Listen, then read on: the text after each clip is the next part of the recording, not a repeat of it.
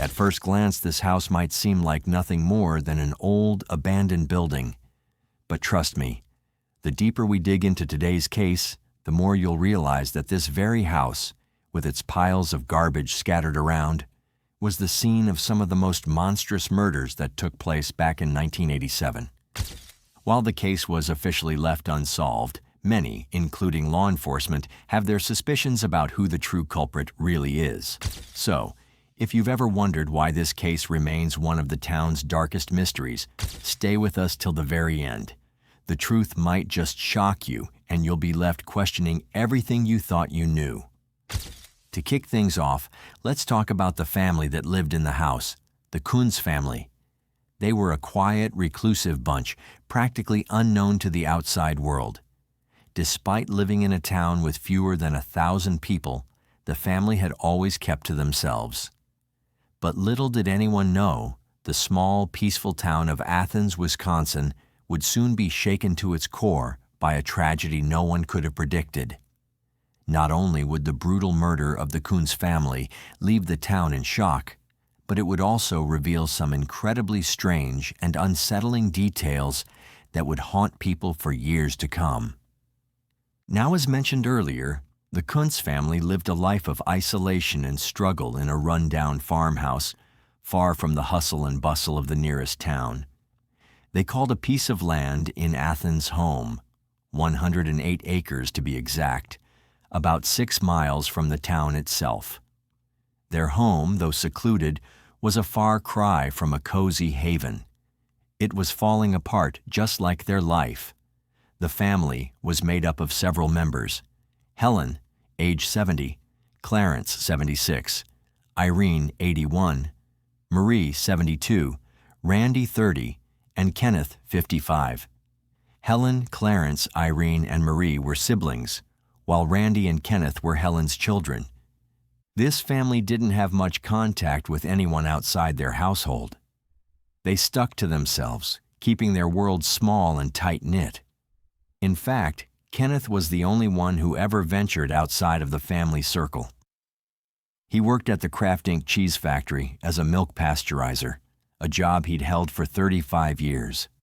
He was the only one who had regular contact with people outside the home. Everyone else pretty much kept to themselves, with no friends or acquaintances to speak of. Even with their reclusive lifestyle, there was a certain sense of normalcy to their lives, until one fateful day. On the morning of July 5, 1987, Kenneth returned home from work, expecting the usual quiet morning with his family. But instead, what he found would leave him and the entire town of Athens reeling in disbelief. As he entered the house, Kenneth found his entire family dead, brutally murdered in their own home. His Aunt Marie was lying lifeless in the entrance doorway, as if she had tried to escape but never made it. Randy, his cousin, was found on the kitchen floor, his body bearing clear signs of a violent struggle. Irene, another aunt, sat slumped in a chair, motionless, and Clarence, the elderly family patriarch, was found in his bed, as if he'd been caught unaware in his sleep. The murderers showed no mercy. Each one of them had been shot in the head, execution style, with a .22 caliber gun. 8 spent casings and several fired bullets littered the home, confirming the brutal efficiency of the killers. But there was something else that struck investigators as odd.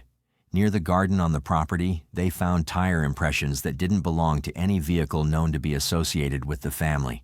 And perhaps the most chilling discovery of all was the absence of Helen, Kenneth's mother. She was nowhere to be found. Had she been taken? Or was there something more sinister at play? When the authorities arrived and began their investigation, they couldn't help but take note of the Coons family's less than ideal living conditions. The house, which had seen better days, was in desperate need of repairs. There was no running water, and the family lacked many modern conveniences that most people took for granted. The only things they had to entertain themselves were a television and a VCR. Their primary means of warmth and cooking came from a wood-burning stove, which was the center of their daily life. But what struck investigators even more was the state of the house. It was filthy, with trash scattered in every corner, giving it a striking resemblance to a hoarder's home. But it didn't end there. As the investigators continued their search, they stumbled upon something even more bizarre: an overwhelming number of adult videos and magazines scattered throughout the house. It seemed out of place, especially in a home so disorganized. But what caught the attention of the authorities the most wasn't the state of the house, it was the money they found. In plain sight, around $20,000 in cash was lying around the house, seemingly abandoned. The question on everyone's mind was clear: who were the Coons family really, and why was there so much cash just left out in the open? Now, the deeper investigators dug, the more they uncovered about the troubled past of the Kunz family. Their history seemed to be riddled with violence and tragedy. It all began with their parents, Anna and Ignaz, in 1905. At that time, they were living with Ignaz's mother, Mary. One day, Anna came home to a horrific discovery. Her brother Wendell had brutally bludgeoned their mother to death in her bed. Wendell was swiftly sent to a mental institution, but that wasn't the end of the family's dark history. It turned out that Wendell wasn't the only one with mental health struggles. Ignaz had another brother who had already been admitted to a mental institution long before the murder. Mental illness seemed to be a recurring issue within the family, with a history of violence and instability that stretched back generations. As the investigation continued, all eyes initially turned to Kenneth, since he was the one who had found the bodies. But Kenneth was quickly cleared, thanks to a solid alibi. Despite his low IQ and shy nature, Kenneth explained to the police the best he could what had happened, though he struggled to make sense of the horrifying scene. The investigation also uncovered another strange detail. On July 4, 1987, a family member named Jermaine Petcher, who didn't live with the Coons family, came by to visit for a picnic. What did this visit have to do with the murders? Was it merely a family gathering, or could Jermaine have known something that the police needed to hear? Kenneth told the police that he had been with his family until around 8 o'clock in the evening on that tragic night. After spending time with them, he decided to go out and work in the garden. He stayed there until about 10 o'clock at night, tilling the soil quietly while the rest of the house settled in for the evening. When he was done, instead of going back inside, Kenneth said he chose to head to his workplace, which was roughly 3 miles away, to wash his car. Apparently, this was something he did often.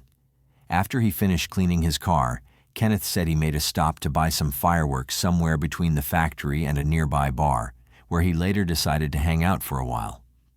Rather than heading straight back home, he chose to sleep in his car for the night.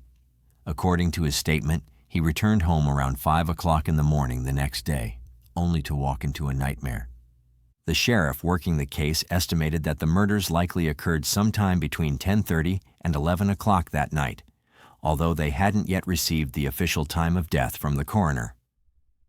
One odd detail was that Randy's car had been found parked near the garden, an unusual spot, Kenneth claimed, because Randy never parked there. Investigators also noted that the mysterious tire impressions found near the garden didn't match Kenneth's car at all.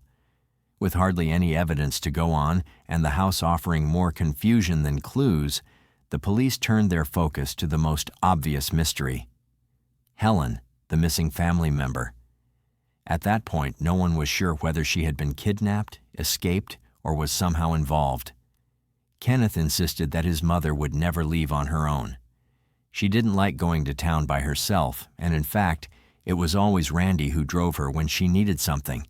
He'd wait in the car while she took care of whatever errands she had. Jermaine, Helen's sister, told authorities that Helen didn't behave any differently on the day of the picnic. She wasn't nervous or acting suspicious. If Helen had been planning something, Jermaine believed she would have shown at least a hint of anxiety, but there was nothing. Still, the theory that Helen might have had something to do with the killings started to gain momentum, especially after a couple named Gail and David Weiler stepped forward with something strange to share. They owned Weiler's hardware store in town, and about 3 weeks before the murders, Helen had come in to order a toaster. While she was there, she also bought a box of .22 caliber bullets. According to Gail, Helen was usually a kind, soft-spoken woman, but on that particular day, she was different. She seemed angry, even bitter. She started complaining about her family, saying all they did was sit around all day watching dirty movies together.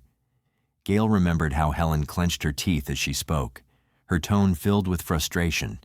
Helen claimed she was buying the bullets for Randy, supposedly to take care of some blackbirds that had been bothering them on the property. At the time, Gail didn't think much of it. Sure, the interaction was a little odd, but nothing that screamed danger. That is, until news of the gruesome murders spread. By that following Monday, Gail had contacted the police and told them everything. The police did eventually find a rifle in the house that matched the caliber of the bullets Helen had purchased, but oddly enough, the barrel was filled with cobwebs, suggesting it hadn't been used in quite a long time. Even with so many unanswered questions and people unsure whether Helen had been a victim or the mastermind, the local community held on to hope. They came together to form search parties, created T-shirts and buttons with her name and face, and rallied behind the effort to find her. That hope, however, turned into heartbreak.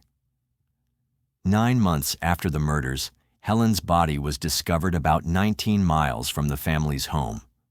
Her remains were found in a frozen creek. Just like the others, she had been shot in the head. This discovery brought a flood of new questions that left investigators and the entire town grappling with a mystery even darker than before. And the biggest question was chilling. Had Helen been held captive for months and then killed in retaliation? And if so, by who and why? There had always been strange and disturbing rumors swirling around the Kunz family. People whispered that the family was not only unusually close, but might have been involved in inappropriate and romantic relationships within their own bloodline. These rumors had followed the family like a shadow for decades, stretching back all the way to the year 1933, when a then 15-year-old Helen became pregnant with her first child, Kenneth. Helen had claimed at the time that she had been molested by a nearby farmer named Frank Gums. Frank was eventually convicted and sent to prison, but not everyone believed her. The whispers in town told a different story, one that pointed fingers not at an outsider, but at Helen's own brother, Clarence. The bond between Helen and Clarence was unusually strong, and many believed Clarence was actually Kenneth's biological father. That suspicion wasn't limited to town gossip either. Kenneth himself admitted he had been told more than once that Clarence was his real dad. The questions didn't end there. Kenneth said he also suspected Clarence might have been the father of Randy as well, since Randy's birth certificate had no father listed at all. But at the end of the day, Kenneth confessed he truly didn't know who fathered him or his brother, and that uncertainty only added more fuel to the already bizarre and disturbing theories. As if that weren't unsettling enough, it was also reported that Helen and Randy, her son, shared a bed together in the same room. Meanwhile, Clarence, Irene, and Marie were said to have slept in the living room. The idea that Helen slept so closely with her grown son while the rest of the family was separated raised even more eyebrows and made the whispers around town grow louder. Many people had long dismissed Helen's original claims of assault. Investigators wondered if her eventual murder might have been the result of years of scorn, isolation, and pent-up rage, maybe even a final punishment from someone who saw her as the cause of shame and scandal. But put yourself in the shoes of the investigators back then. If you were one of the cops working this bizarre and unsettling case, would you really believe that Helen, a woman with no criminal record and a tragic past, could have orchestrated the cold-blooded murder of her entire family? I genuinely want to know what you think. But the theories didn't stop at the family's complicated dynamics. Another possible motive began to emerge, and that is drugs. At the time, the area had been struggling with a serious drug problem, and Randy soon came under suspicion. During later investigations, a witness actually came forward and admitted they had purchased drugs from Randy. That revelation opened the door to another terrifying possibility. that the entire massacre might have been the result of a drug deal gone wrong. Randy's body did show signs of physical assault, hinting that whatever happened to him might have involved a struggle. Despite the Kunz family's reclusive lifestyle, police did manage to identify someone outside the family who had interacted with them in the past, a 21-year-old farmer named Chris Jacobs III. His only known connection to the Kunz family was that he had bought a car from them. Still, Jacobs had a reputation around town for being a troublemaker and a thief. Since the surviving family members had been ruled out as suspects, and Jacobs was one of the very few people to have any contact with them, the police began to zero in on him. Even though the only physical evidence tying Chris to the scene was a tire track that happened to match his car, investigators still pushed forward. There was no solid forensic proof, no fingerprints, no DNA, no witnesses placing him at the scene during the time of the murders. And yet, despite the lack of hard evidence, authorities charged him with 5 counts of murder. His trial began on October 28, 1989, but despite the shocking charges, the case quickly began to unravel. There was simply not enough evidence to convict him. The entire case had been built on circumstantial details, and without anything concrete tying Jacobs to the crime scene, he was acquitted on all 5 counts. For a while, it seemed like that was the end of the road, another cold case slipping into silence. But just 4 years later, something unexpected happened. Right before the statute of limitations was set to expire, Jacobs was charged again, this time not for murder, but for the kidnapping and false imprisonment of Helen. Jacobs fought back hard, arguing that these new charges violated his constitutional protections against double jeopardy, which prevents someone from being tried twice for the same crime. He even tried to take his case to the Supreme Court, but they refused to hear it. His second trial began on June 8, 1998, and lasted for 2 tense weeks. This time, prosecutors argued that Jacobs had killed the entire Kunz family, kidnapped Helen, held her captive for months, and then murdered her too. But their entire case hinged on one person, Jacobs' ex-girlfriend, Stacy Weiss, who came forward with information in June of 1993. According to Stacy Weiss, Chris Jacobs had made a chilling confession long before any charges were filed. She told investigators that it happened during what seemed like a normal drive home from a pool league night.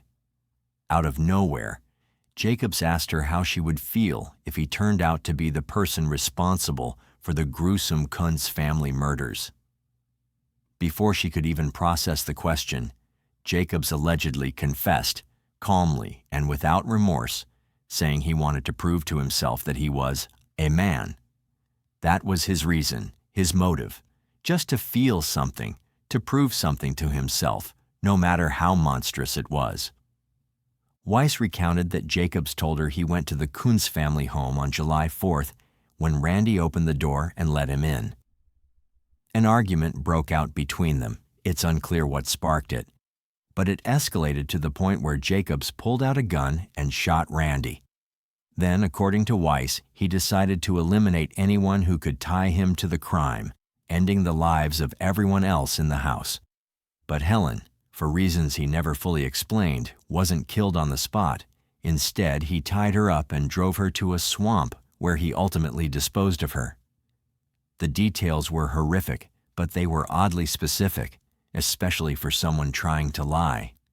Even more alarming was Weiss's claim that Jacobs had also told this same story to the district attorney. Allegedly, the DA wrote down Jacobs's confession, had him sign it, and sealed it in an envelope. Whether that envelope still exists, or ever did, is another mystery in this already twisted tale. Naturally, the defense tore into Weiss's credibility. They painted her as someone with a personal agenda, pointing out her own criminal past, including outstanding robbery charges in another state. They argued that she only came forward to cut herself a better deal, and to be fair, she did receive a plea deal in exchange for her testimony. But the prosecution maintained that regardless of her past, her account matched key pieces of evidence and filled in gaps investigators hadn't been able to close for years. When her story was combined with the already existing circumstantial evidence, it was enough for a jury to convict. After just 4 hours of deliberation, Chris Jacobs was found guilty, not of murder, but of the kidnapping and false imprisonment of Helen Kunz. It might not have been the original 5 murder charges he once faced, but it was still a significant win for the prosecution. Jacobs was sentenced to 31 years in prison with a mandatory release date set for February 8, 2020. He was also ordered to serve extended supervision until 2029. However, when the time came for his release, Jacobs refused to cooperate with the terms of his parole. He wouldn't sign any paperwork or report to a parole officer. Why? Because according to him, doing so would be the same as admitting guilt, and he wasn't about to confess to something he claimed he didn't do. As a result, Jacobs chose to remain behind bars, serving out the remainder of his sentence. He continues to maintain his innocence to this day. Despite his conviction, the case is still officially listed as unsolved. No one has been conclusively linked to the murder of the Coons family, and no definitive proof has ever surfaced. Yet the people of Athens, Wisconsin, remain firmly convinced that Jacobs is responsible. The Kunz family's story lives on in local legend, a bizarre and tragic tale marked by rumors of incest, reclusion, and generational trauma. In fact, journalist Crocker Stevenson wrote an entire book about the case titled Blood Relative: Portraits of a Mass Murder, which dives into the history of the family and explores the eerie lineage that surrounded them. But even that book couldn't untangle all the strange rumors that clung to the Coons name. What made this case even more surreal was how the actual murders seemed to take a back seat to the speculation about the family's lifestyle. Many people were more fixated on whether or not Helen's brother Clarence had fathered her child Kenneth, and possibly even Randy, than on who actually committed the murders. Despite years of gossip, no one ever confirmed or denied those rumors. There's no record of DNA testing, and Kenneth passed away in 2001, further reducing the chances that the truth will ever come out. So now, all we're left with is a cold case that continues to divide a town, a man who sits in prison clinging to his innocence, and a family whose legacy is forever marked by whispers, unanswered questions, and unthinkable loss. But what do you think? Do you believe Chris Jacobs was the true killer? Or was he just a convenient scapegoat in a case filled with darkness and secrets? Share your thoughts in the comments below. If you've made it this far, be sure to check out this next video. I think you'll enjoy it. Thank you once again for watching.